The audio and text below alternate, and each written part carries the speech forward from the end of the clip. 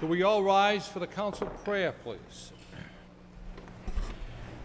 Dear God, today as this session opens, we pray that your presence will be before us and everyone who serves in the decision-making process of our city. We pray for direction which will lead our city to be strong and unified. May we continue the legacy of our founders. May we be granted this day the wisdom to make decisions which will be for the good of our city.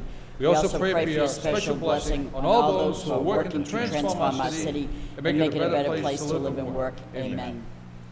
I pledge allegiance to the flag of the United States of America and to the republic for which it stands, one nation, under God, indivisible, with liberty and justice for all. Madam Clerk, roll call, please. Councilor Elliott? Here. Councilor Kazanjian? Here. Councilor Lenzi? Here. Councilor Martin? Here. Councilor Armin Mercia? Here. Councilor Rita Mercia? Here. Councilor Milanazzo? Here. Councilor Broderick? Here. Mayor Caulfield? Here. The chair would like to recognize Councilor Rita Mercia. Thank you, Mr. Mayor. I'd like to offer a moment of silence in Dockin Chamber for Robert Keegan, a retired school principal. Robert devoted his life to education in the Lowell public school system. He began his teaching career as a reading teacher at the Shaughnessy School. Then he became a facilitator at the Moore Street School. Bob was appointed principal of the Moody School and the Laura Lee School, a position he held for 20 years. Bob was very involved with local schools, civic affairs in the city, as well as the Lowell Cultural Council. He was a parishioner of the Immaculate Conception Church. Surviving Bob are his sister Constance Park and his brothers William and John, and his very dear friend Mary Corain, many nieces and nephews. He was also the brother-in-law to Pat Keegan, who died in January. He will be truly missed. And I'd also like to offer a moment of silence in Dockin Chamber for Attorney James F. Linehan, CPA, a highly respected and widely known member of the legal, financial, and political community, as well as the patriarch of a well-known Lowell family. He was the husband for 47 years of the late Catherine Linehan, who died in April of '94. Mr. Linehan attended Lowell schools and was a graduate of Lowell High School class of 1939. He went on to receive a certificate of accounting from Bentley College in 1941. Mr. Linehan was a veteran of World War II and served in the United States Navy with the Amphibious Supply Union 8 in the South Pacific Theater from 1942 to 1946.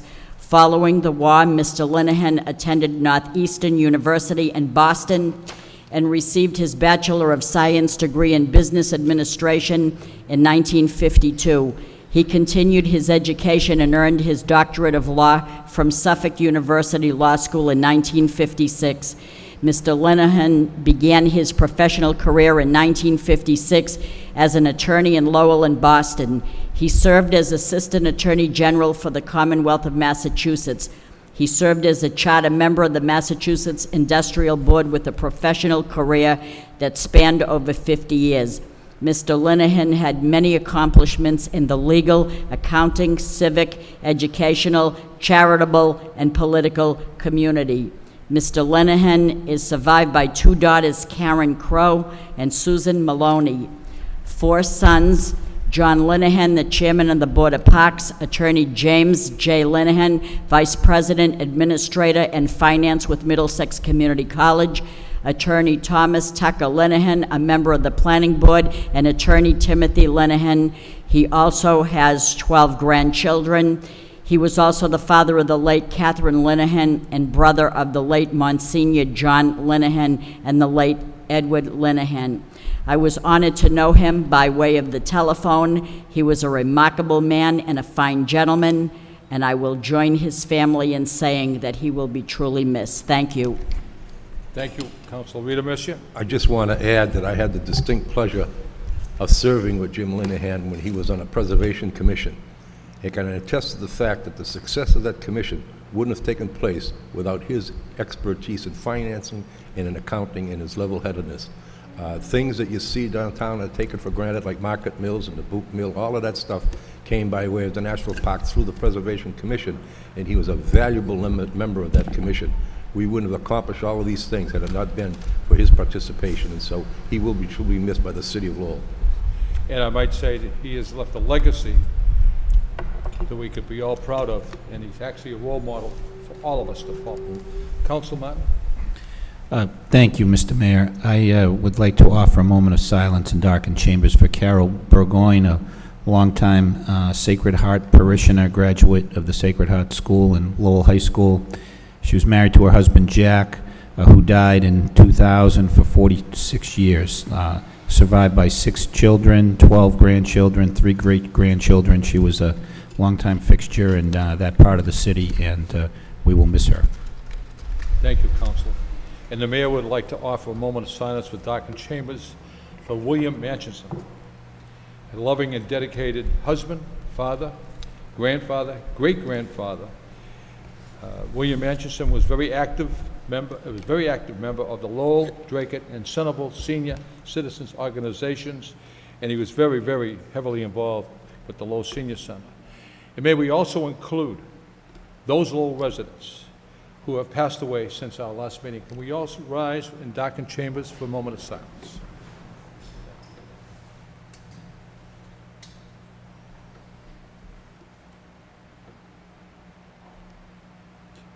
Thank you. May they rest in peace. Thank you.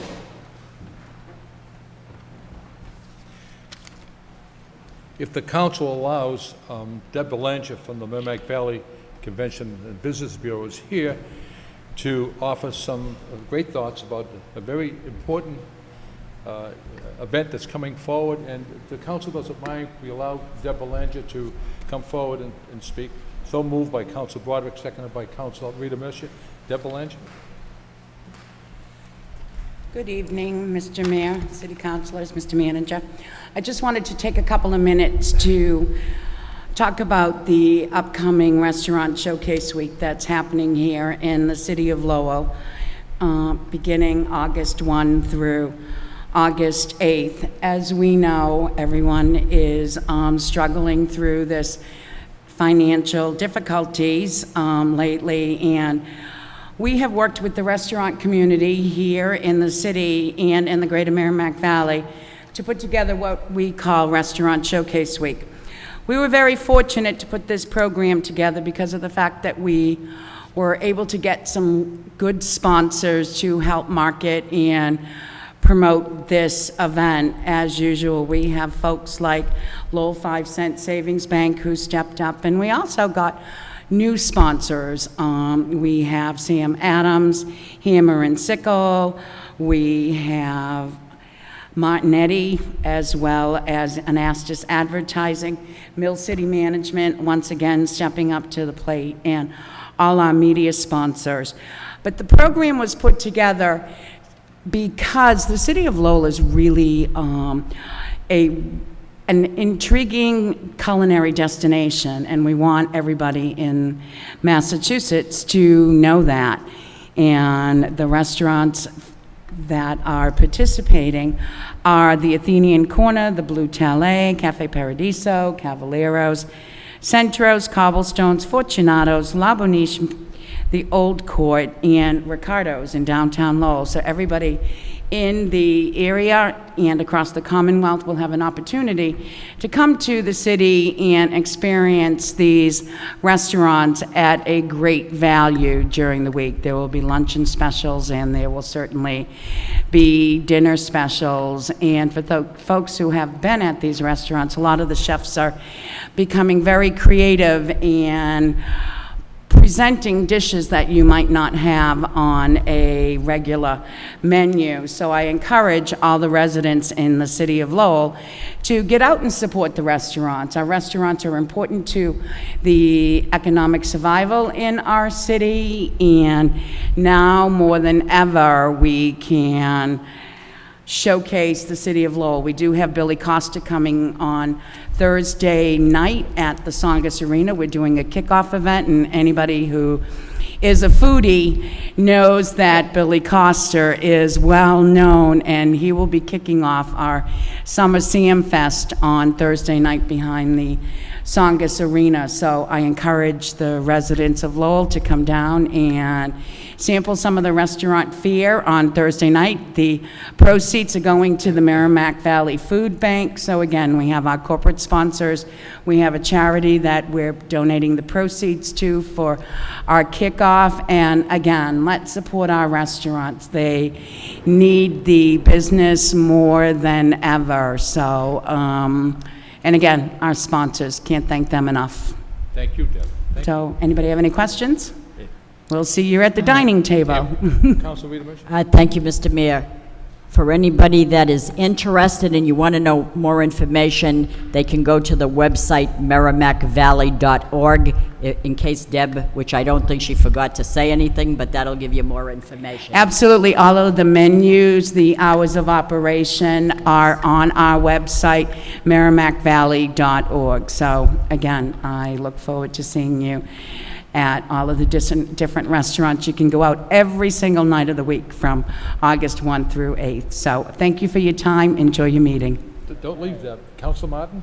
Thank you, Mr. Mayor. This certainly looks like to be an exciting event, but I wanted to, while Ms. Belanger was here, is to say thank you not only to her, but to the other participants in the Folk Festival last weekend, the Folk Festival Foundation, the Council for Traditional Arts, the National Park Service, and all those many, many volunteers who worked to make it, a very successful folk festival again this year. You keep wondering how folks can outdo themselves from year to year, yet they seem to do it. So I know I was downtown 2 of the 3 days, and I know many members of the council I saw, so it was a very successful event. I didn't hear really any negative feedback at all. It was all positive. So, Deb, I know you'd be the last one to say you do it alone, but you're certainly a big part of it. So thanks to you, and thanks to all the others who helped make last weekend a great success.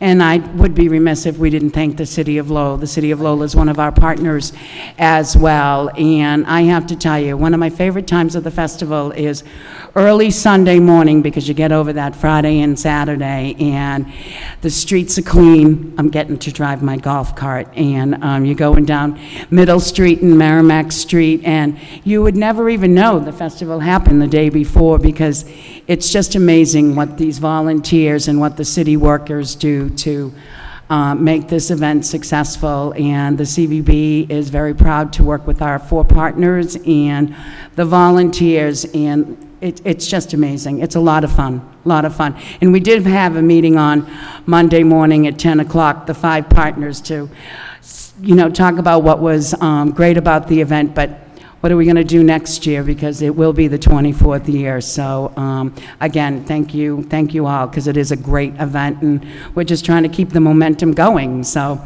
and we all know that today's show's coming here on Thursday night to film Joan Baez, and you can't get better press than that either. So thanks for supporting everything that we do here in the City of Lowell. It's a pleasure. Councilor Martin, if I may, I'd just like to elaborate a little bit further on, I was down there the 3 days, and the logistics involved in the folk festival were absolutely incredible. And whether it's the bucket brigade or the people working the recycling, but on behalf of the city council, I would like to thank Manager Lynch, his entire staff, Michael Creasy, superintendent of the Lowell National Historical Park, and his staff, Julia Olin from the Traditional Arts throughout the country, Arthur Sutcliffe from the Festival Foundation, Deb Belanger from the Merrimack Valley Convention Visitors Bureau, LZ Nunn, Chris Samaras from Cool, Michael Kunstler, who just did an incredible job putting on that nice party for all the sponsors.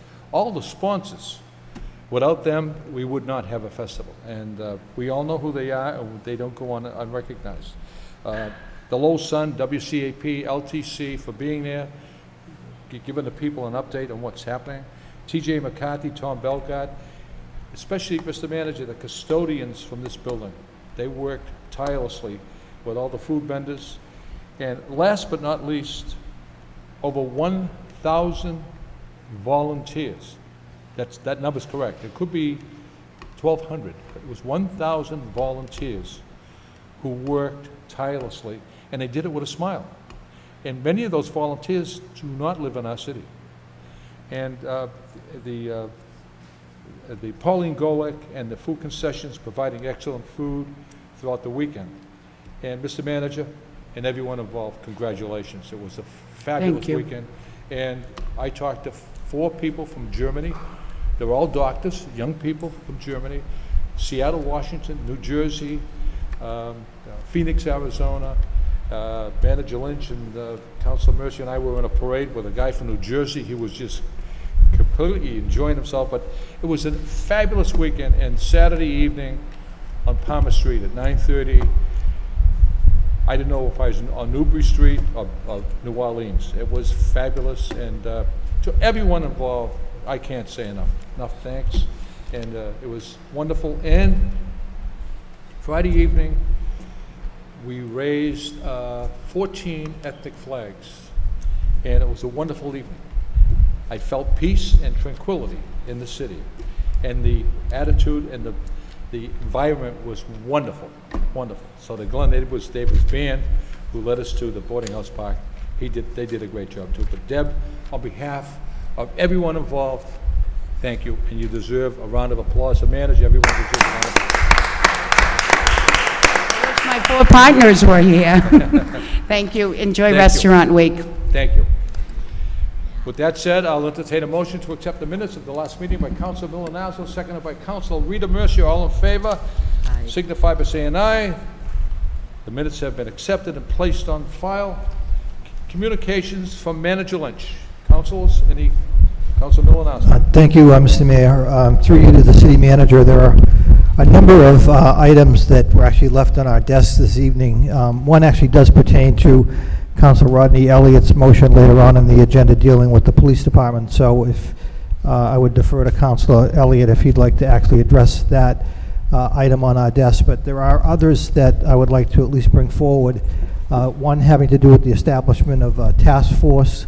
Actually, it's an administrative task force to analyze the current organization and operations relating to code enforcement and inspections, and in looking at the list of people that you're recommending, Mr. Manager, Christine O'Connor, Adam Bakey, Ken LaValle, Kelly Hebert, Barry Finnegan, Peter Arcella, Kevin Kavanaugh, and Taya Dixon Mullane. I think those are good people who will work hard on behalf of the city to look at not only those departments that I mentioned, but also the related regulatory boards and other departments. I think this is something that the council had been looking to do for some time, and I'm pleased that we have a report of progress, if you will, that the administrative task force is now in place. Yes.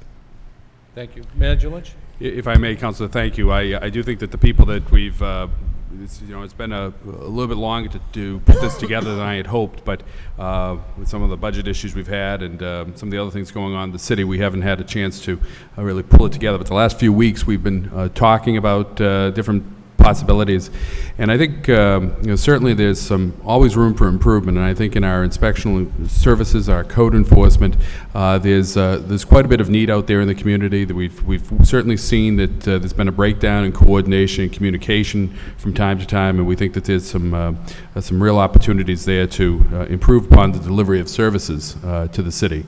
And so we're anxious to get that up and running, hoping that we'll probably be doing that in the next couple of weeks, and hopefully be able to have a report back to me sometime in the mid to late fall. Thank you. The other item I had is, again, also left on our desk this evening, the City Manager's Neighborhood Impact Initiative on August 13th at 6 p.m. at Moulton Square. The Centerville Neighborhood Initiative will be launched, and I would obviously encourage my colleagues to be at that meeting. And I think from the standpoint of how important it is to pay attention to not only Centerville but all our neighborhoods, I think it's a good step that we are looking at expending some CDBG dollars and Chapter 90 funds and other dollars in the Centerville neighborhood. And I do think that that targeting the Centerville neighborhood under this neighborhood impact initiative is an important step forward. Manager?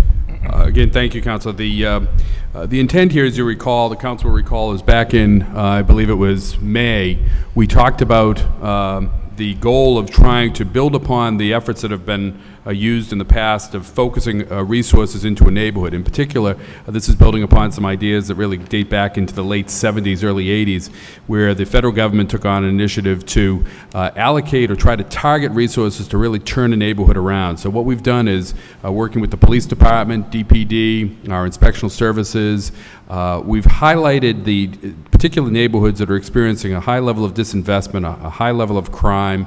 The foreclosure is certainly an example of the disinvestment. The neighborhoods that we see blight taking place, and try to target resources in a large scale to turn those neighborhoods around. And I had an opportunity to discuss this project with the other all the neighborhood organizations to get buy-in to the notion that we're still going to be doing projects across the city in all of the neighborhoods, but taking this opportunity with the stimulus money that we have from the CDBG money that we received to try to put it into a neighborhood, turn it around, really make an impact, then move on to the next neighborhood and the next neighborhood. To stop blight really before it spreads and stop problems before they spread. The neighborhood organizations were 100% behind this. I want to thank the staff, particularly Ann Barton of DPD, who's really taken this on in coordinating this for us. I think that this is going to have a major impact in those neighborhoods.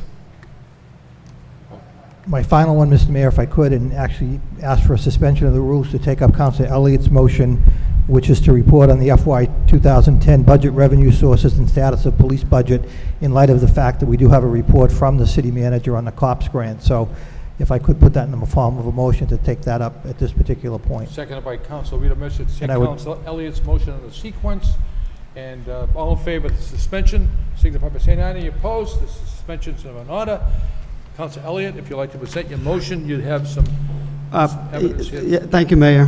Thank you, Councilman Lonazzo.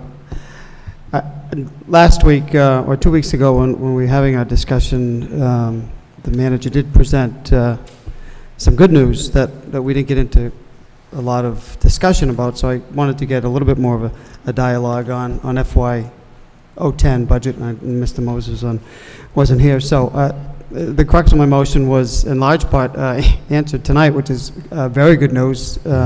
We received the communication from, my motion was to look at the budget revenue sources and especially the status of the police budget, knowing that we had only funded 26 police officers for partway through the year, and today we received good news from Senator Kerry and Senator Congress's office, Congresswoman Songer's office, excuse me, that the COPS rehiring grant in the amount of $2.8 million will be funded. So I think that's terrific news, and certainly addresses all of our concerns here, not just mine. I just wanted to have more of a discussion as to where we were going with that. So this is a big sigh of relief. I guess the other part of my motion was we had discussions about, well, part of the revenue projections include not only meals tax, there are a number of deficits, including wastewater and the parking department. So just wanted to have explore that a little bit more, Mr. Manager, and what the plan is, what the thought is, knowing that we're into the fiscal year, and you know, what are we going to do about it between now and setting the tax rate in December? Mr. Manager? If I may, Council, certainly on the portion of your motion regarding the FY10 budget, we're just starting the fiscal year. We now know where the state budget is. We do have a better handle now on some of where we ended fiscal year 09. We don't have a free cash number yet. That will come several months out, but we'll be working at that. I think the major news, obviously, is that came to us late today or early today that I wanted to get right out to you was the fact that we were successful in obtaining that $2.8 million grant from the federal government. A tremendous amount of credit certainly has to go to the Congresswoman Tsongas and Senators Kennedy and Kerry for their support, but also Superintendent LaValle and in particular Jen Ball, who prepared the grant, and both Superintendent LaValle and Ms. Ball were at Washington, as you recall, for the 5th District Day, and they did quite a bit of lobbying down there with the Department of Justice that I think proved very helpful to us. We received the 3rd largest award in the Commonwealth, and this will allow us, we're still going over all the finer points of the award, but I think it will go certainly a long way, if not all the way, to helping us keep our staffing at for the entire year. Of those 26 officers that we had for only half the year, we'll be able to keep everyone on now throughout the whole year, but we'll need to analyze that. But we'll certainly be, we're anticipating getting a report out to you in the next couple of weeks, sort of highlighting where we are with the fiscal year 10 budget, where we see the problems out there, we'll do the best job we can to get that as soon as possible to you. The big question really is what's going to happen with state government, whether there's some additional 9C cuts that are on the horizon. And it's really too early to say right now, but we'll give our best shot at giving you that information, but we'll get that report to the council. That was my next question, Mr. Manager. There has been some discussion about additional 9C cuts. Has there been any indication where those cuts may be implemented? Not as of yet. I mean, we're not even a full month into the fiscal year, so it's difficult to say. The word I get is that you're probably looking at sometime in the early to mid-fall before we get a real handle on whether there'll be 9C cuts this year. Okay. Just a couple of more questions, Mr. Mayor. Part of the revenue-generating portion of the budget was meals tax, and of course the state changed the rules a little bit. Right. What percentage would the local portion of the meals tax, if it were to be adopted, would we be looking to cover in this budget? In the budget, we looked at in order to come to the same numbers that we were talking about within the budget that was approved, which was based upon a 2% total meals tax increase, we'd be looking at a 0.75% here in the city. And we're going through those numbers now, and we'll hope to have that, some type of recommendation to council on that in August. In August, okay. And just lastly, the parking revolving fund or enterprise fund, excuse me. Mm-hmm. What is the plan to bring that into balance, if you will? I mean, it's going to necessitate a rate increase, I presume, or are there some other ideas that you're floating out there, your administration? There's a couple of other ideas that we're looking at right now with some tenancy at the early garage that we think will be a major wins for us that we're looking at, and then absent that, or even with that, we are looking that we may need to look at a rate increase sometime at the beginning of calendar year 2010. Okay. Through you, Mr. Manager, to Mr. Moses, local receipts from last quarter, are we on target?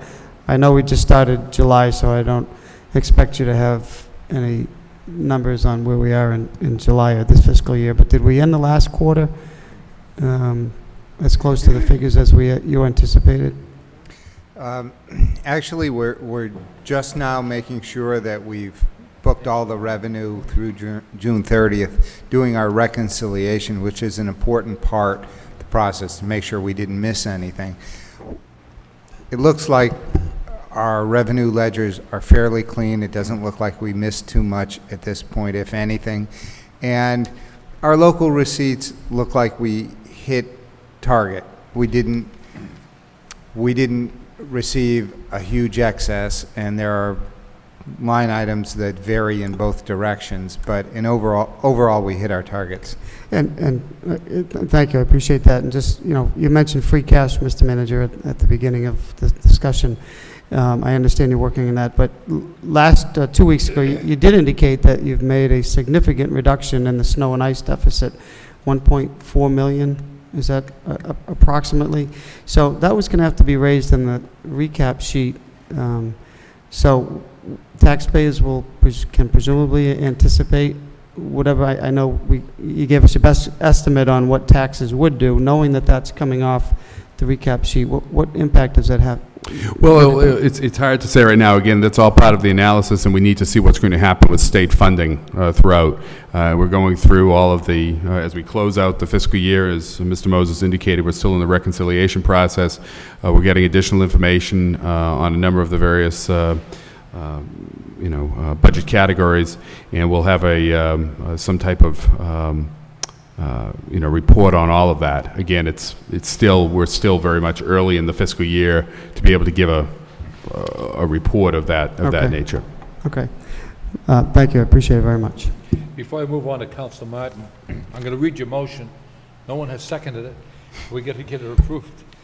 Motion by Council Elliott. City Council requests the city manager report on the fiscal 2010 budget revenue sources and the status of the police department budget. Seconded by Council Broderick. All in favor of the motion, signify by saying aye. Any opposed? The motion carries. Council Martin. Thank you, Mr. Mayor. On the report on the COPS grant, I wanted to just say a couple of things.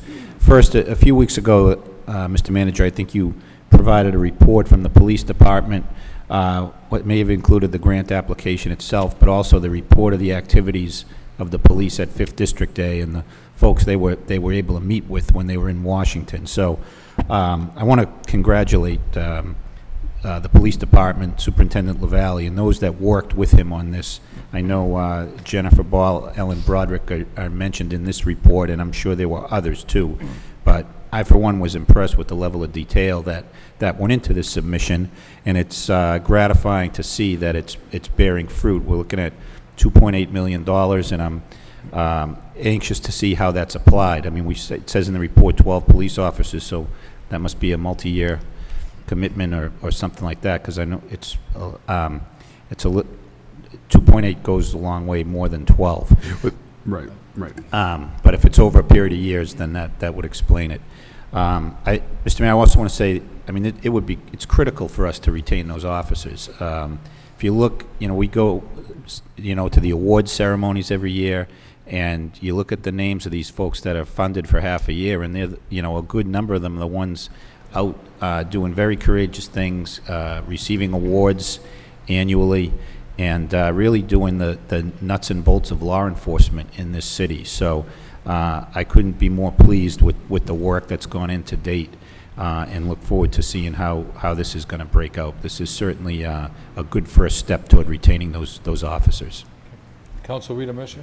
Thank you, Mr. Mayor. Through you to the city manager, it says that 26 officers were kept on in the fiscal year 10 budget with the expectation that the city would receive this grant, but it says that this money would allow for the full funding of 12 police officers. So am I led to believe that 14 would be, how do you figure? We're still trying, we're trying to figure out exactly how this is all going to break down, whether it means, if you think of it this way, we have 26 police officers that we were able to keep on for half the year. The other option that we had was, back when we did the budget, was to lay off 13 and keep 13 on for the whole year. With these 12 officers, along with funding that we have in place to keep 13 on for the full year, it appears that we're pretty much very close to the 26 total. But we still need, we literally just got the award, notification of the award today. We need to understand more fully how the Department of Justice is allocating that money to us and how we're going to be able to spend that to determine whether we're through, we're out of the woods on this, or whether we still need to develop a strategy. And we're also pursuing other federal money as well that will be coming up. Because is this money good for a 3-year? I think it's 4 years. 4 years. Right. And I want to double check on that, but that's my understanding. All right, thank you. I just want to elaborate that Senator Kennedy's office, Senator Kerry's office, Congresswoman Saunders' office, but also Superintendent Ken LaValle, Jennifer Ball, and Ellen Broderick. Superintendent of Lowell Police deserves an awful lot of credit, because I believe, Mr. Manager, he went down on his own dime to lobby for this great cause, and he really did yeoman's service. So once again, thanks to them, and the mayor's office will certainly be sending a thank you to all these people. I know the manager Lynch will as well. Any other communications? Council Kazanja. Thank you, Mayor. This is to the manager. It was brought to my attention that we have, and I know these positions were budgeted, but the DPD, where we got posted 2 jobs. One is a design planner, and the other one is an environmental officer. And I know on the design plan, a part of that is budgeted. It says 26 hours city budget, and 9 hours is grant funded. And the other one doesn't show any type of grant funding. I assume the city's paying for that? That's correct. Well, I know it's been budgeted, but where we're having problems with, I know, and I want to thank administration and the police chief for getting that money for the police officers. I think that was great, and Nikki Songus' office. But, I mean, can we hold off on this right now to find out what's going to be happening with these police officers instead of hiring new people right now and possibly laying someone off later on down the road?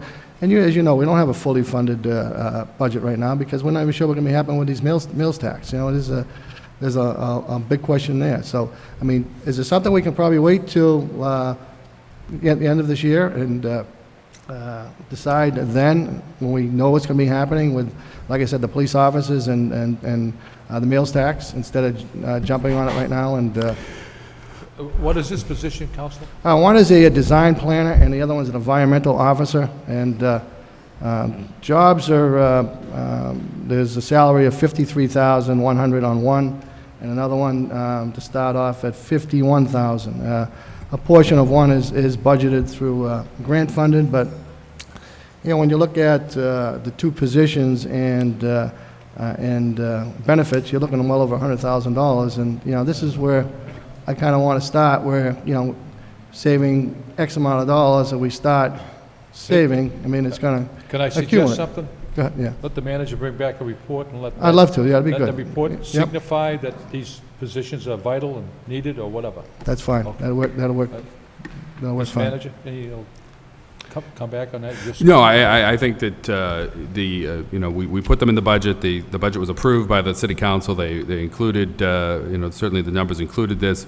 Both of the positions are vital to the operation of the Planning and Development Department. If you think of it, really, the Planning and Development Department is really the place where we generate revenue. With regards to the design plan, and that's part of the economic development strategy that we have. There are a number of projects that are very important to the city if we're going to continue to move forward.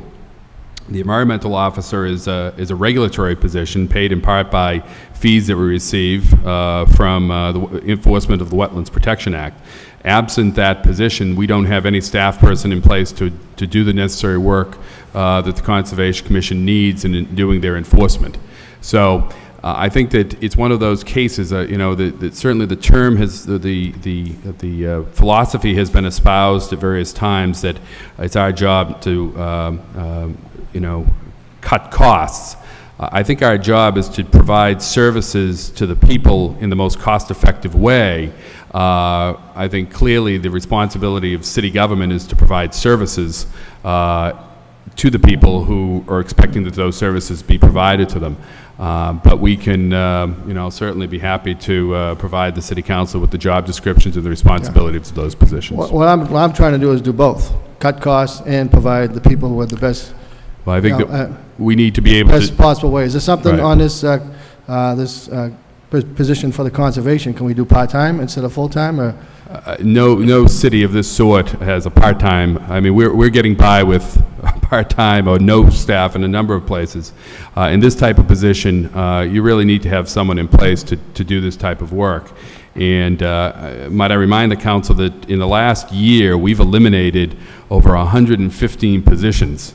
We're at bare bones, and we're not able to do the, I mean, this is a situation with the Conservation Commission, the environmental officer's position, that we're under statutory obligations in the Commonwealth to provide certain services to the citizens, and we run the risk if we don't do that of being not in compliance with DEP regulations. So again, you know, as city manager, it's my responsibility to make decisions as to how we deliver those services, and it's my opinion that those positions need to be filled, and at this point in time, I intend to move forward to fill those. Okay, that design planner, is that something we can hold off right now at this point in time?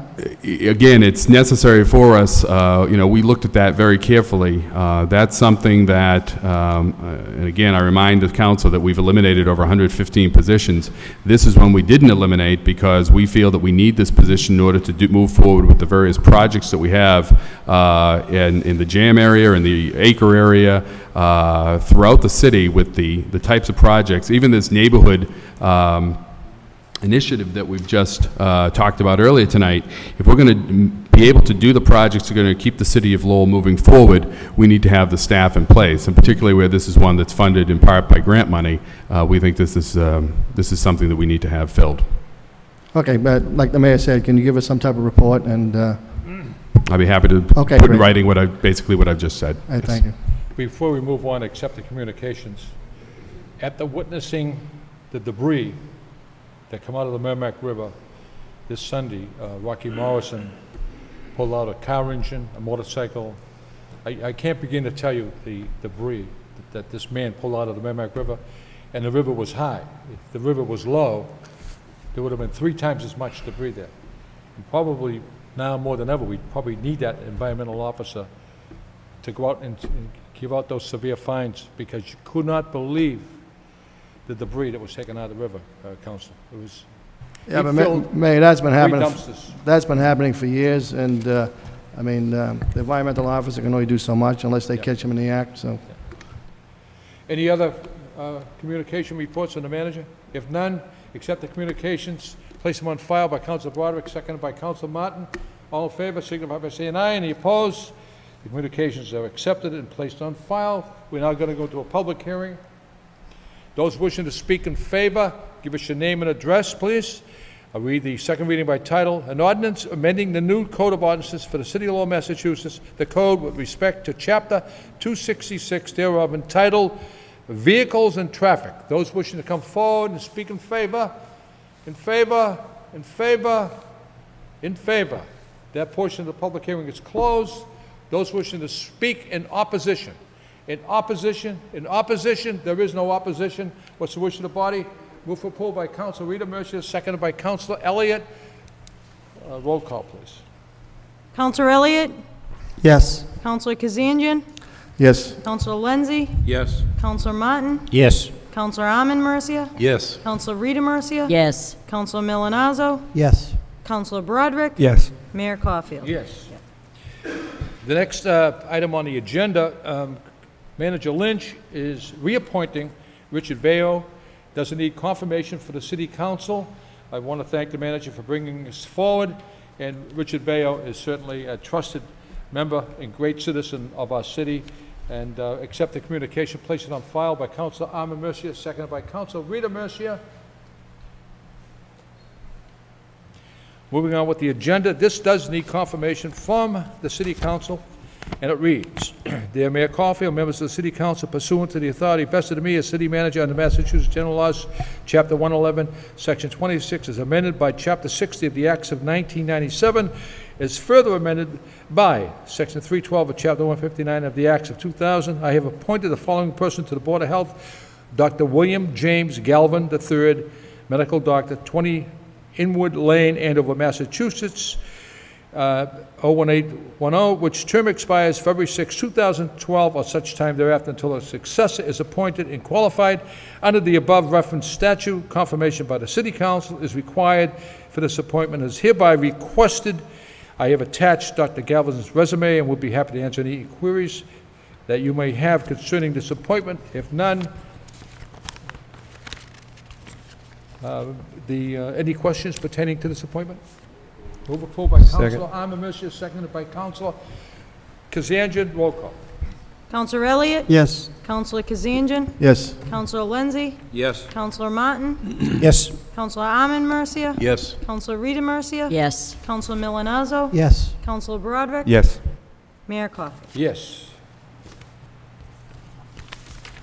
Moving on with the agenda, authorizing the city manager to apply for, accept, and expend funds in the form of a grant from the Department of Environmental Protection administered through the Lowell Regional Water Utility, whereas the city of Lowell is desirous of obtaining funding for a water conservation grant project administered through the Lowell Regional Water Utility, and whereas the grant will make available to the city an amount of up to $50,000 to be utilized to provide a water conservation grant for the city of Lowell. Now therefore be it voted by the City Council of the city of Lowell that the city manager be and is hereby authorized to apply, accept, and expend funds from the United States Environmental Protection Agency in an amount of up to $50,000 to be utilized to provide a water conservation grant. Be it further voted that the city manager, on behalf of the city of Lowell, be and hereby is authorized to execute any and all documents necessary in connection with said grant from the United States Environmental Protection Agency, including the expenditure thereof. Second reading by title. Authorizing the city manager to apply for, accept, and expend funds in the form of a grant from the Department of Environmental Protection administered through the Lowell Regional Water Utility. Any questions? Councilor Elliott. Mr. Manager, could you just clarify, is it DEP or is it EPA? The title says DEP, but then it says EPA, and Environmental Protection. I just want to make sure I had a vote. If it's DEP, there's not a problem, but if it's EPA, I would vote present. I thought it was a DEP myself, but now reading it from the vote that was prepared by the law department, I'm not quite sure. I thought it was DEP though. Okay.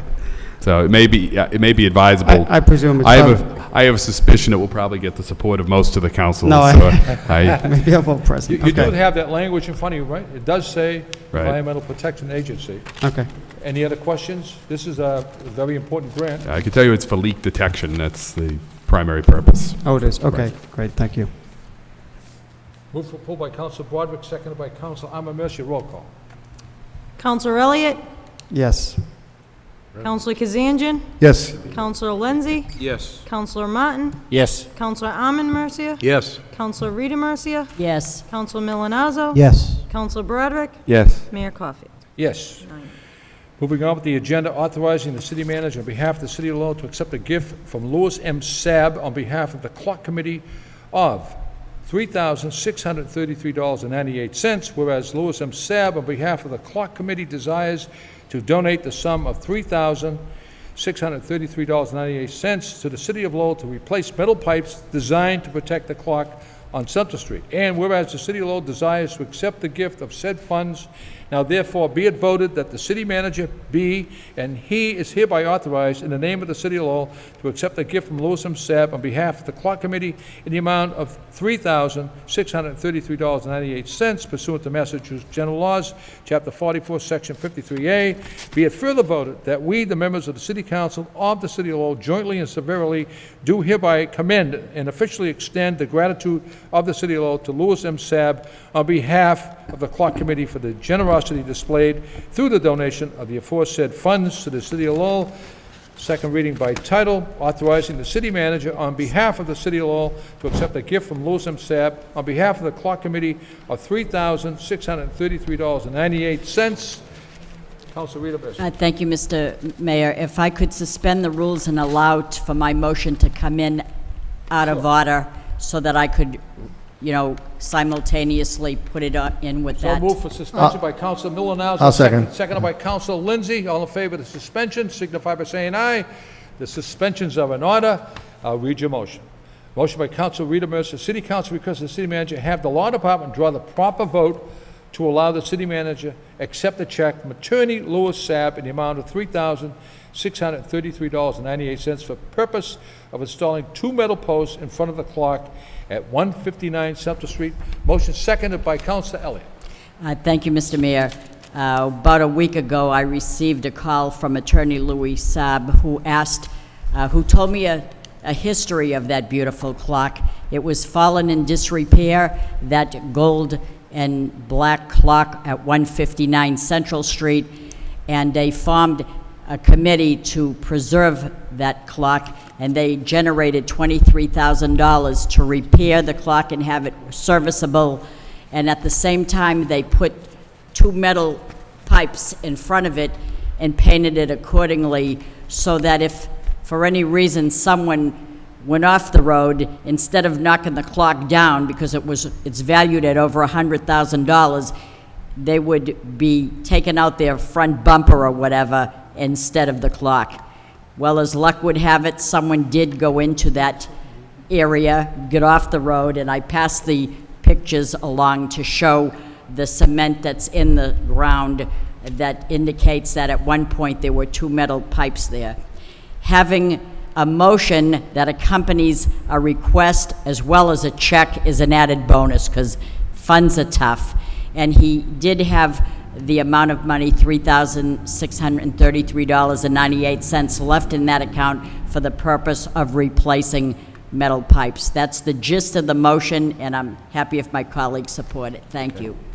All in favor of the motion, signify by saying aye. Any opposed? The motion carries. It isn't too often Louis Potts with some money, but that's a good thing, too. Thank you very much. Well, we should all put our hands together and applaud. Yeah, we Attorney Louis should. I was Sack shocked. for this generous donation. Thank you. Any other questions pertaining to this donation? If none, roll call. Counselor Elliott? Yes. Counselor Kazanjian? Yes. Counselor Lenzi? Yes. Counselor Martin? Yes. Counselor Amon Mercia? Yes, thank you, Louis. Counselor Rita Mercia? Thank you. Counselor I mean, yes. Milonazo? Yes. Counselor Broderick? Yes. Mayor Coffey. Yes. Vote, authorizing the city manager to apply for, to accept and expend a parkland acquisition and renovations for communities grant from the Commonwealth of Massachusetts, Executive Office of Energy and Environmental Affairs, Division of Conservation and Recreation, for the construction of Phase 3A of the Concord River Greenway in the city of Lowell. Whereas the city of Lowell is desirous of constructing the Concord River Greenway, and whereas the Commonwealth of Massachusetts Executive Office of Energy and Environmental Affairs Division of Conservation and Recreation Grant will make available to the city of Lowell up to $500,000 or 70% of the total project costs. And whereas the grant application requires that the city vote to expend the total project cost of approximately $714,000 prior to and in anticipation of receiving said grant. Now therefore be it voted by the City Council of the City of Lowell that the city manager be and is hereby authorized to apply for, accept a grant from the Commonwealth of Massachusetts Executive Office of Energy and Environmental Affairs, Division of Conservation and Recreation, of up to 70% of the cost of $714,000 for the purpose of constructing Phase 3A of the Concord River Greenway. Be it further voted that, subject to the availability of the sum of $714,000 by appropriation and/or borrowing by means of anticipation notes or otherwise, the City of Lowell shall expend the sum of up to $714,000 for the purpose of constructing Phase 3A of the Concord River Greenway prior to and in anticipation of reimbursement of up to $500,000, 70% thereof from the receipt of the above referenced grant. Be it further voted that the city manager on behalf of the City of Lowell be and hereby is authorized to execute any and all documents necessary in connection with the said Commonwealth of Massachusetts Executive Office of Energy and Environmental Affairs. The second reading by title, authorizing the city manager to apply for, to accept, and expend a parkland acquisition and renovations for communities grant from the Commonwealth of Massachusetts Executive Office of Energy and Environmental Affairs, Division of Conservation and Recreation, for the construction of Phase 3A of the Concord River Greenway in the city of Lowell. Councilor Amon Mercia and Councilor Milonazo. Yeah, I have a question. It's very appreciative to get a grant like this, but my question, Mr. Manager, is where do we get the $214,000, which is our share? Where is that going to That would come from the National Park Service. From the National Park Service? Because in here it says through them, so it sounded like we have to pay it, give it to them. No, that will be coming Okay, from the National Park okay, Service. thank you. Councilor Milonazo. Again, that was my point, Mr. Mayor, that in the transmittal letter from the city manager, you didn't indicate that that would be coming from the National Park Service. So I'm glad Council Amon Mercia asked the question, but again, it looks like we'll be able to fund this with this grant as well as support from the National Park Service. Councilor Kazanjian. Thank you, Mayor. That was my question also. So basically, none of this money is going to be, it's all going to be funded by either the federal government or is it the state or is it? The state. State. Right. We're at this is for Phase 3. Is there any more phases after this, or is it? There will be additional phases after this. Ultimately, it will connect to the Bruce Freeman Trail at Cross Point. Okay, and completion date, do we have that? Any idea when? Ian, do you have a completion date on this? Completion date for phase, we actually call this piece 3A. Based on funding that's been available, the bridge would be 3A. We would hope to have it completed next year. We don't have an estimated date for completion of the entire greenway, as we don't have complete funding as yet. How many more phases are there? There's phase 3 broken into 3A and 3B, Okay. and then there would be a very later piece, phase 4, I guess we could call it. It could be multiple phases as well. And this is all going to be grant money, you think? That's correct. All right, That's the plan. It has Good, been. thank you. Yeah. I just want to say that I was on a debate with Mayor Formentini from Havel on the Boston radio show, and they had a little contest between Lawrence and Methuen, Lowell and Haverhill and so forth. So my mayor at the debate was Mayor Fontini from Haverhill, and he bragged about all the green space and all the walkways they have in Haverhill. He said, not like Lowell. And I said, Mr. Mayor, you have your head in the sand because we do have many of those walkways. Suffolk Street, that walkway is absolutely beautiful. Beautiful. Gives people a chance to walk along that walkway and enjoy the environment, enjoy the canal. And this walkway will do the same for people. So with that said, yes, Councilman. I just want to say, Mr. Mayor, I heard the debate, and you did us proud, so thank you. I heard the debate. Thank you. Thank you. I also indicated we're having a folk festival, so maybe that's where everyone from Haverhill was here this weekend. Roll call. Counselor Elliott? Yes. Counselor Kazanjian? Yes. Counselor Lenzi? Yes. Counselor Martin? Yes. Counselor Armin Mercia? Yes. Counselor Rita Mercia? Yes. Counselor Milonazo? Yes. Counselor Broderick? Yes. Mayor Caulfield? Yes. 9. This next vote, you'll probably be wondering, what are we going to use a golf cart for? But during this folk festival, they couldn't have done the job without them, I'll tell you. Authorizing the city manager on behalf of the city of Lowell to accept the gift of a refurbished golf cart from Al Snowmobile Parts Warehouse and Performance Plus Auto Body, whereas Al Snowmobile Parts and Performance Plus Auto Body desires to donate the refurbished golf cart to the city of Lowell, and whereas the city of Lowell desires to accept the gift of said refurbished golf cart, and whereas the cart will be utilized during festivals and during maintenance operations in areas such as the Riverwalk, which is inaccessible by vehicle. Now therefore be it voted that the city manager be, and he is hereby authorized in the name of the city of Lowell to accept a gift from Al Snowmobile Parts Warehouse and Performance Plus Auto Body of a refurbished golf cart pursuant to Massachusetts General Laws, Chapter 44, Section 53A and a half. Be it further voted that we, the members of the City Council of the City of Lowell, jointly and severally do hereby commend and officially extend the gratitude of the City of Lowell to Al Snowmobile Parts Warehouse and Performance Plus Auto Body for the generosity displayed to the donation of the aforesaid gift to the City of Lowell. Second reading by title, authorizing the city manager on behalf of the City of Lowell to accept a gift of a refurbished golf cart from Al Snowmobile Parts Warehouse and Performance Plus Auto Body. Any discussion? Move approval. Move approval by Councilor Elliott, seconded by Councilor Lindsay. Roll call. Counselor Elliott? Yes. Counselor Kazanjian? Yes. Counselor Lenzi? Yes. Counselor Martin? Yes. Counselor Armin Mercia? Yes. Counselor Rita Mercia? Yes. Counselor Milonazo? Yes. Counselor Broderick? Yes. Mayor Caulfield? Yes. 9 yeas.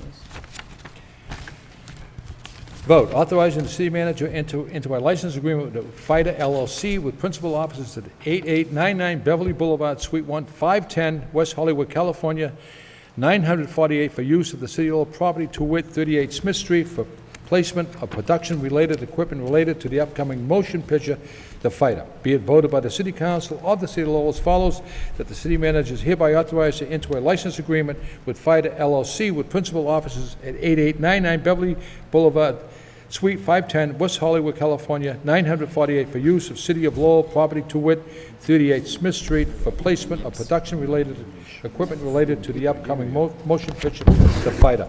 Motion to waive the full reading by Councilor Elliott, seconded by Councilor Kazanjian. All in favor of waiving the full reading, signify by saying aye. Any opposed? The full reading's been waived. Second reading by title. Vote, authorizing the city manager to enter a license agreement with FIDA LLC with principal offices at 8899 Beverly Boulevard, Suite 510, West Hollywood, California, 948 for use of City of Lowell property, to wit, 38 Smith Street, for placement of production-related equipment related to the upcoming motion picture, The Fighter. Any questions? Councilor Milonazo? Thank you, Mr. Mayor. Through you to the city manager. It looks as though this has already taken place.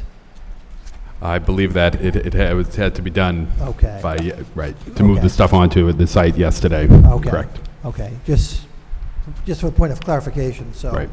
We still obviously, from a legal standpoint, need to have this on file Right. in case something should happen down the road, but. That's correct. Okay. Councilor Rita Mercer? Thank you, Mr. Mayor. Through you to the city manager. Mr. Manager, I went over and looked at this place, 38 Smith Street. It's like a tenement block type of thing. Right. The city of Lowell owns that building with people living in it? I believe it's just the lot next to Or that. the empty lot next to it? Correct. Okay. Any other questions? Move for approval by Counsel Kazanjian, second by Counsel Broderick. Roll call. Counselor Elliott? Yes. Counselor Kazanjian? Yes. Counselor Lenzi? Yes. Counselor Martin? Yes. Counselor Almond Mercia? Yes. Counselor Rita Mercia? Yes. Counselor Milonazo? Yes. Counselor Broderick? Yes. Mayor Caulfield? Yes. 9. An ordinance amending the Code of Ordinances of the City of Lowell, Massachusetts with respect to Chapter 290 thereof entitled Lowell Zoning Code by deleting and replacing the definition of the term dormitory and further adding special regulations, be it ordained by the City Council of the City of Lowell as follows. Motion to waive the full reading by Counsel Almond Mercia, seconded by Counsel Milonazo. All in favor of waiving the full reading, signify by saying aye. Any opposed? Is this going to a public hearing? Yes. Okay. Yes. This is going to a public hearing August 25th. It's also recommended that it be sent to the, Planning. Zoning I'm Board. sorry. ZBA. Solicitor? This constitutes a zoning amendment. It has to go to the planning board for a Right. hearing, report, and recommendation. Yeah, first, before the public hearing, am I right? That's correct. So I move that it be referred to the, Move that we Planning. refer to the planning board by Counsel Almond Mercia, seconded by Counsel Elliott, Counsel Broderick. Yes, on the, I was going to make a suggestion, but maybe before we do that we send it to the subcommittee in case there's any input. I don't know if the university is seeing or has any, or anybody, the residents have any comments on it as well, because I don't know if anyone's seen this yet. I think that's a good idea, because if you read this, the proposal is making a lot of assumption as far as it relates to on-site management staff and who's responsible for that. It also doesn't give a number of units. For instance, it could be taking units, affordable units for people who need housing that are not students or faculty members or the like. So I think it's a good idea to get a full hearing before the subcommittee, and of course the planning board can have a lot of these questions answered. so your motion is to refer this to the planning board. Yeah, and also the subcommittee, Uh, the zoning. Subcommittee first? Subcommittee? I'm sorry, the zoning subcommittee first. Okay, but it's going to a Second. public hearing. I just want, We don't. We're not doing a public hearing until we hear from okay. the planning board. Okay. Right. So we refer to the planning board and then to the zoning subcommittee. Right. Okay. I think we need to send it to the zoning subcommittee first to have some type of hearing and public input, finalize what we want, then send it to the planning board. Does that make sense? Because they need to recommend back. Yeah, that makes sense, because. Okay. Yeah, Solicitor's that saying, makes yeah. sense. Okay. Okay. So Send it refer to the zoning subcommittee. subcommittee, and then we'll send it back to the planning board, and the solicitor will, Mr. Solicitor? Yes, Mr. Mayor, it should be referred to the planning board for a public hearing, and simultaneously, if you want, to the zoning subcommittee. But there's a time limit that the planning board has to act, so you can't just say, go to the zoning subcommittee and then refer it to the planning board. So this August 25th date is not cast in stone. So, Counsel Rita? Thank you, Mr. Mayor. Because the definition of a dormitory, and I have a little bit of trouble trying to figure this out. A dormitory, I thought if you were a student and you didn't live at home, but you lived in a dormitory, a building used as a group living quarters for individuals enrolled and/or employed by a university. I never thought of a dormitory as a place where an employee of a university would be living in. It is? Yes. So people that could be working at the university can live in a dormitory? I don't know. They Well, could, they right, they could typically be like run the a dorm. house master, but they work for the university, Be in charge of the dorm. be in charge of the dorm. We'll send it to the zoning subcommittee. From there, we'll send it to the planning board, and we'll get through this red tape. Counsel Martin, did you have? Well, I was going to suggest, first, Mr. Manager, this has nothing to do with the hotel, I assume, right? No, it does not. Right. So I was going to suggest it go to the zoning subcommittee, period, and then come back with a report and recommendation to the full council, who then there may be changes to this. There may be some changes. At that point, the council can decide to refer it to the planning board and to a public hearing. There's no reason it needs to go to a public hearing now. We don't need to be bound by that August 26th date. So I think that's what Councilor Mercy was trying to get at, is that there may be some things in here the council's not happy with. I mean, it's a good first effort, and I welcome the effort by DPD, but this is the first any of us has seen of this. Council Broderick? Yes, Mr. Mayor, is that going to require a vote of no on the ordinance before us to send it to a public hearing? We may have to vote no? No, we'll just rescind that and Rescind it? send it to the zoning subcommittee. Well, unfortunately, once the ordinance, the zoning ordinance is introduced to the city council, which it is, there's a time requirement, it has to be referred to the planning board for a public hearing. Do we know what The that only is? thing- How long? I'd have to check, but I'm just, I know that there is a requirement with respect to that. Can we simply vote no on referring it and sending it to a public hearing, and then just go make a motion to send it to the subcommittee? Wouldn't that take care of the deadline? Right, sure, you can do that. In other words, that it's, in a sense, that it's not accepted as an introduction of the zoning ordinance at this time, and therefore not referred to the planning board, but just for an initial examination and report by the zoning subcommittee, it'd be referred to them. Yeah, we haven't taken a formal vote to send it to a public hearing, so. No, Right. no, you should not, Wasn't out there. really. No, he said no. Actually, the motion should be to send this matter to the zoning subcommittee. Right. Right. Period. So moved by Period. Council So moved, Mercia, yeah. seconded by Council Broderick. All in favor of the motion, signify by saying aye. Point of order. I think what the solicitor suggests is that the council has before it a zoning ordinance which, we first have to reject sending it to the planning board in order to stop that time from running. Is that? That's correct, that's correct. Right. In other words, you're not... So I think the as you motion say, is to refer it to the accepting planning this as an board, and the proper vote should be no. Who made that motion originally? I'll make the motion to refer it to the planning board. Okay. And Second. urge to vote no. Suggest that people vote no on that. Okay, second. Second. Roll call. Roll call. Counselor Elliott? No. Counselor Kazanjian? Counselor Lenzi? No. Counselor Martin? No. Counselor Arman Mercia? No. Counselor Rita Mercia? No. Counselor Milonazo? No. Counselor Broderick? No. Mayor Caulfield? No. Move to send this to the zoning subcommittee. Second. Moved by Council Mercia to send it to the zoning subcommittee, seconded by Council Broderick. All in favor, signify by saying aye. Aye. It's on its way to the zoning subcommittee. A lot of questions. Any other questions pertaining to that? Subcommittee reports. Council Milonazo. Thank you, Mr. Mayor. As you know, this evening at 5:30, the Rules Subcommittee met to deal with two issues. Along with myself, we had Councilor Rita Mercia and Councilor Arman Mercia as members of this Rules Subcommittee, as well as most of the other councilors, along with Assistant City Solicitor Brian Leahy. The first item that we talked about, or we actually revisited Council Rule Number 5 pertaining to the meeting schedule. And we did vote unanimously to recommend to the council at our August 11th meeting to actually go back to the regular meetings of the city council to be held weekly, except for a holiday during June, July, August, and September.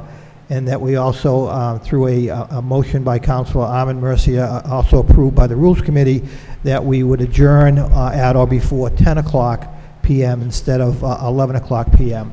I do have a letter that was drafted by the city clerk, which he's asked me to present as amended to the city council at the August 11th meeting, which I will do by virtue of the vote of the Rules Subcommittee tonight. So at our next regularly scheduled meeting, you will have the recommended amendment to Council Rule Number 5, revisiting the schedule. And again, this was as a result of a motion by Councilor Rita Mercia asking us to revisit this after we had some time to actually work on a second and fourth Tuesday schedule to see how it actually was working out in light of how subcommittee meetings were being scheduled as well. So I'll bring that recommendation forward at the August 11th meeting. The second issue to come before the subcommittee had to do with the elimination of primary election. We did have, as I mentioned, Assistant City Solicitor Brian Leahy in attendance, and he talked to us or spoke with us about 4 options. I think the bottom line for the subcommittee, as well as the other councilors there, is that if we do anything that we want public input, we'd like it to go to the voters. One of the items that Assistant City Solicitor Leahy talked about was actually having a special act brought before the City Council, brought before the voters after a public hearing process.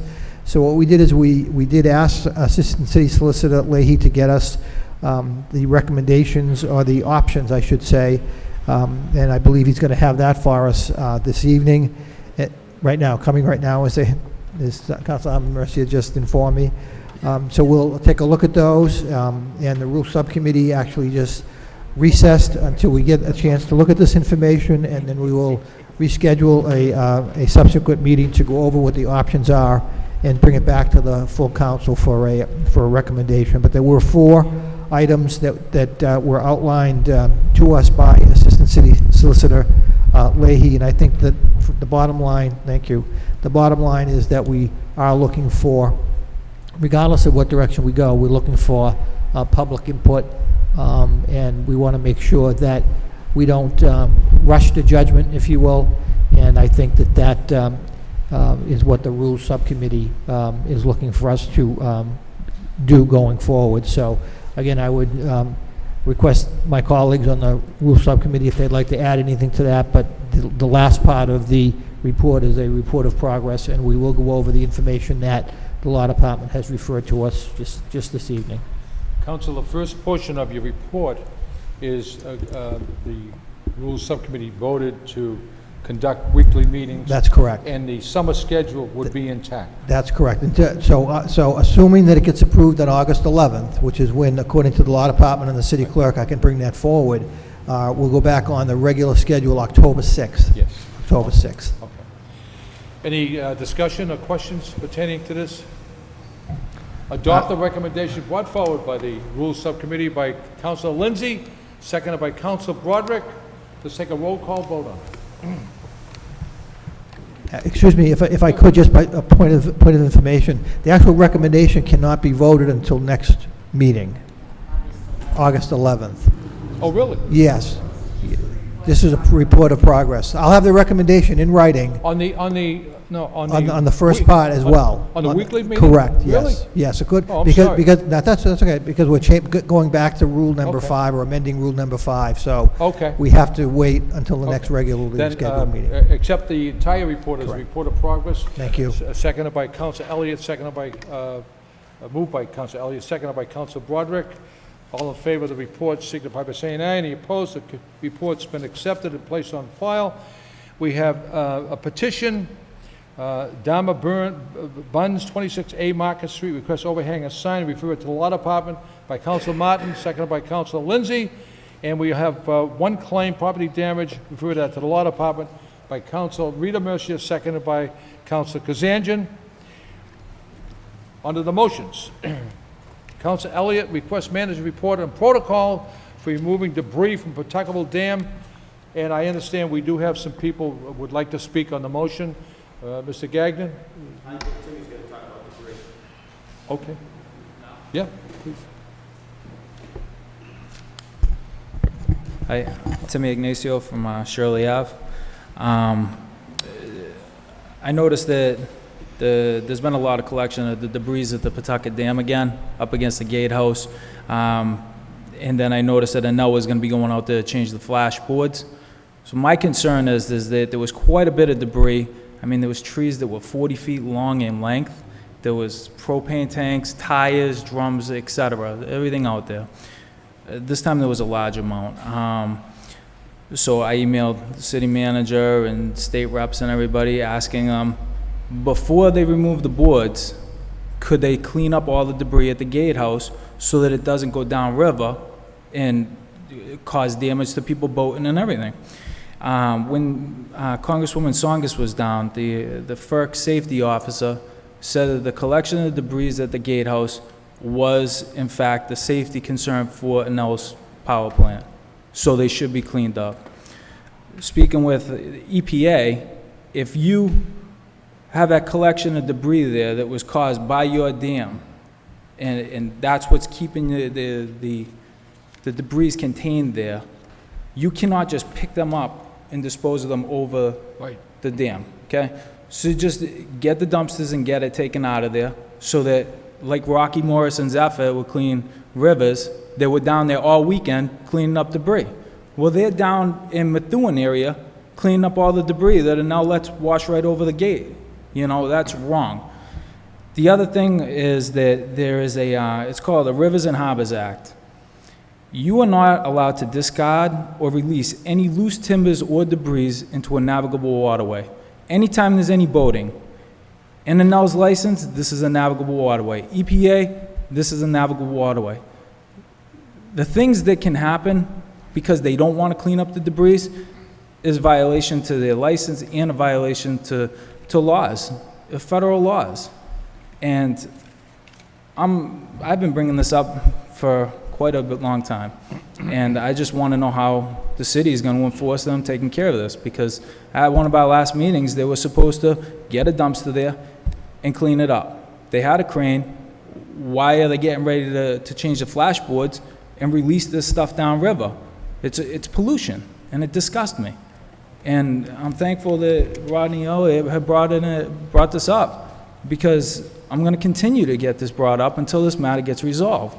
So I would appreciate it if we could find some way to do something about this. Okay. So thank you for letting me speak, and thank you at the Folk Festival. It was a really good time. Okay. The motion by Councilor Elliott was seconded by Councilor Kazanjian on the motion. I think Mr. Ignacio, just hit the points. It's a concern. You see the debris, and when they go to change the boards, naturally, that debris has to go somewhere. Yeah, Mr. Manager, you and I spoke about it briefly. I can't recollect from the task force meeting. I know this issue came up. Is it, who does have jurisdiction? That's something we're going to look into. Who would issue, I guess, approval to take it out of the river? Right, that's, this matter, I am aware, Tim did send me this, and there were a number of questions raised, and it's been referred off to the city engineer and to the law department to work on this issue, and we'll get a report to the council at the next meeting. I mean, I think it's good. Also, there is, I'm sorry, there was also, as you know, there was some issues brought to the Conservation Commission, and they were working on some protocols with that, and I have to check with the environmental officer to see where we are with regards to the enforcement of those protocols. Right, exact, point well taken. I think Mr. Ignacio brought up a good point, is it, what law covers this particular, Well, that's right. Is it the Waterways and Rivers Act, or is it Clean Water Act, or is it Mass DEP? So I think it'll be good to at least get something in writing. This is going to happen, probably periodically, and if NL knows and neighbors know that this is what has to be done, I think it'll be helpful all the way around. So thank you, Mr. Manager. Mr. Gagnon, I think, wanted to speak to Mr. Mayor.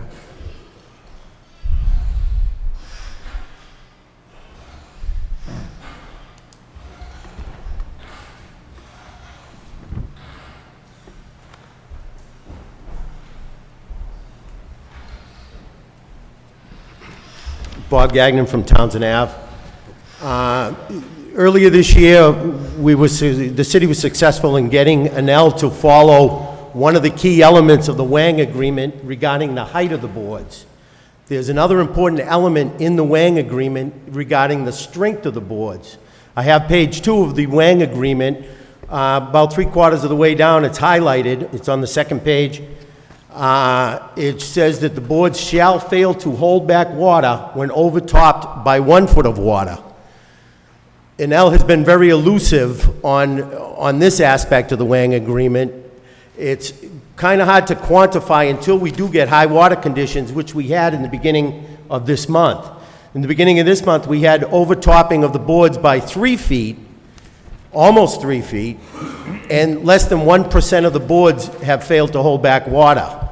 The boards are way too strong. This spring, we had a lot of relief from the lower boards, the 4-foot high boards, but even more important is that those 4-foot boards will fail when they're supposed to. One of the people in the neighborhood said that the boards were 5 feet, the water was 5 feet over the boards during the flood when they didn't fail. This, less than a month ago, they were 3 feet over without failing. If we get that extra slug of water, is it going to cause the whole thing over again because the boards are not, the pins are not bending, releasing the water like they should. The picture clearly shows, you know, that there's almost 3 feet of water over the top. The bottom picture shows the close pin spacing, which is just not allowing the boards to fail. There's one, probably within the next week or two, if you're driving by, you can see one spot in the middle, looks like where a tree hit it, where the boards are maybe at a 45-degree angle. The rest of them are almost completely vertical. And it's very important, you know, we've got an L to follow the first aspect of the weighing agreement. This is equally as important.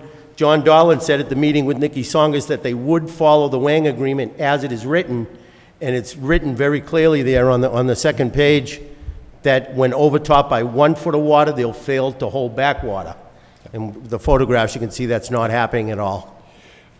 I do know in last February, Anel just took the debris with a crane, put it right over the falls. Oh, yeah. And we brought that right into the council chambers.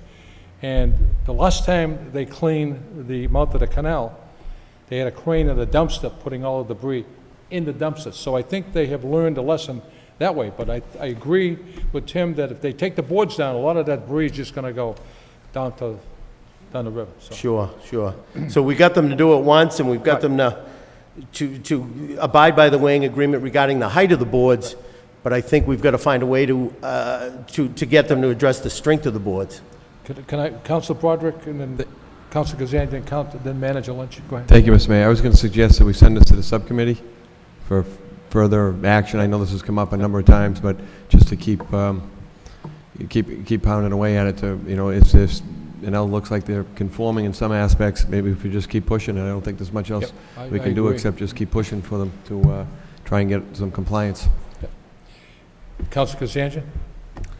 Thank you, Mayor. I think it's a good motion, and this has been a constant fight for the last year and a half to 2 years, and they are getting a little bit better, but excuse me, but they still don't abide by the law. I mean, like Mr. Gagnon said, the different size or diameter of the rods and allowing the boards to properly bend when they should. I think bring it to a subcommittee and staying on top of an L, I think it's important. I think we made a lot of headway when we did have the subcommittees, and also, like Councilor Elliott mentioned, if we can determine if the city has any type of government out in that waterway, or is it the state, or is it FERC itself, that's very important. So, like I said, if we have some type of control, we can make some rules and regulations, and hopefully they can abide by it. Manager Lynch? Just with regards to the issue that we spoke of earlier that's in the motion regarding the debris, there is that jurisdictional issue that the law department's looking at now, as well as the engineers. With regards to Mr. Gagnon's issues, this too is all part of what's been forwarded on, and again, they're looking into the enforcement provisions with regards to the weighing agreement from a legal perspective, and also looking at it from the engineering perspective. But again, that report will be generated, and we can get that to the council and then on to the flood subcommittee. So a motion to refer this to the flood subcommittee by Council Broderick, seconded by Council Kazanjian. Any discussion on the motion? If none, all in favor of the motion signify by saying aye. And this will be going forward to the subcommittee, and will be an in-depth study, and we'll address the issue. Great, thank you. Okay, thank you. Thank you for being here. The next motion on the agenda is by Council Kazanjian, request Neighborhood Subcommittee and Economic Subcommittee meet regularly regarding the Hamilton Canal development, seconded by Council Rita Mercier. On the motion. Thank you, Mayor. I just think it's kind of important that we should get something together, is meeting on monthly schedule with the DPD and Trinity Financial, and find out exactly what's happening, because I'll be honest with you, I really don't know. I know we've got a lot of grant money funded, and I don't know where we stand with the project. I know it's a major project, and I think we all want to get involved and find out what is actually happening there, and I think this is a good way of doing it, and getting the neighborhood together, getting their input, and like I said, DPD, find out where they're coming from, and Trinity, and get Mr. Keefe or someone that and his staff to come down and kind of basically tell us what's happening with the project, and let the people out there know what's going on. Manager Lynch? I think this is very similar to a motion that the council has passed before, asking for regular reports on events that are happening at the Hamilton Canal, and we did provide a report to the council back at the end of June with the new developments that happened there with the passing of the papers on the Hamilton Canal. There's also a request, I believe, by Councilor Broderick to have regular meetings, and I've been speaking with Councilor Milanazzo from the Economic Development Subcommittee, Councilor Milanazzo has asked that we set something up, so I've been working with DPD. We're hoping to get something in early September. At that point, we should have a good handle on where we are and try to do that on a regular basis. So I think it's a good motion and certainly one that's worthwhile. Okay. Yeah, I look forward to that. So are they actually working out there now? Is it a groundbreaking ceremony coming up anytime soon? Or? We're still shooting for groundbreaking. There's several different issues. It is a very complex project in terms of the public monies as well as the private financing that's being pulled together. The total private financing in the first phase is somewhere in the vicinity of $50 million, and that is proceeding. The anticipation is that there'll be a groundbreaking now, probably in the early fall. Okay. But they're not really. There's infrastructure work taking place out there right now, but there isn't any of the work on the private part of the project right now. So basically, sometime in September, we'll try to plan this first subcommittee meeting and try to get it going. Right. That sounds good. Okay. Council Broderick and Council Milanazzo. Thank you, Mr. Mayor. I think it's a good motion. I think I had made a similar motion, but one of the things that I would reiterate here from my motion earlier is that I think it's important that we get the state delegation, Congresswoman Tsongas, anybody else at the federal level. Obviously, we can invite the senators, but I wouldn't expect they're necessarily going to come up for regular meetings. But I think it's important to get everybody in the room together. It may not be be something that we can do once a month, but if it's every 3 months, it's more than we're doing now. And I think that as work progresses, we can get some type of somewhat of a paper trail as to see what the timetable is and what the expectations are. The city has a lot of money invested in this, as do the developers, and I think that it's important that we make sure that there's good communication. The delegation is going to be has been responsible for bringing quite a bit of money. We're going to be relying on that in the future. Same thing with the federal government, Congresswoman Nikki Tsongas. So I think it's important that not only that we as city councilors understand what's going on in the people at home, but I think that our delegation, the people that are bringing these funds to us to make this project work, we have to keep them involved as well. So I'm going to support the motion. Okay. Council Milanazzo? Thank you, Mr. Mayor. Again, I think it's important to get together on a regular basis, especially once the work begins out in the neighborhood in earnest. And I think referring it both to the Economic Development Subcommittee and the Neighborhood Subcommittee does make some sense. If I could, on a related matter, if I could ask the city manager, if the maker of the motion is okay with this request, to get an update or a report on what's going on with Verizon on Appleton Street, because I'm hearing that they're either going to close the facility and relocate, I think, up to 40 employees. Again, I'm just hearing that, and again, from the standpoint of Councilor Kazinja's motion, what's going on in the neighborhood, I think that's important to try to get a report on what's happening with that facility right on Appleton Street. Mr. Manager? Councilor, we'll work on getting a formal report to that. I can tell you that facility is primarily a switching station. It's most of that's being transferred over to automation at this point, but we'll get a more formal report to you on what we know right now. Thank you. All in favor of the motion signify by saying aye. Any opposed? The motion carries. I will say that since we opened up the early garage and there's work being done at the Hamilton Canal, the Courtyard Deli is open, doing a land office business, and Elliott's Hot Dogs is coming back on Elliott Street, which I'm very happy about. With that said, motion by Mayor Caulfield. Has any objections to me reading it from the podium? If none, I think the motion speaks for itself. Manager's report on residential tax delinquents and process used in addressing the same. Seconded by Council Broderick. The motion speaks for itself. Mr. Manager, if you just come back with a report for us on that issue. Absolutely. Any other discussions? I'll entertain a motion to adjourn by Council Armin Mercier, seconded by Council Broderick. Thank you for a wonderful meeting.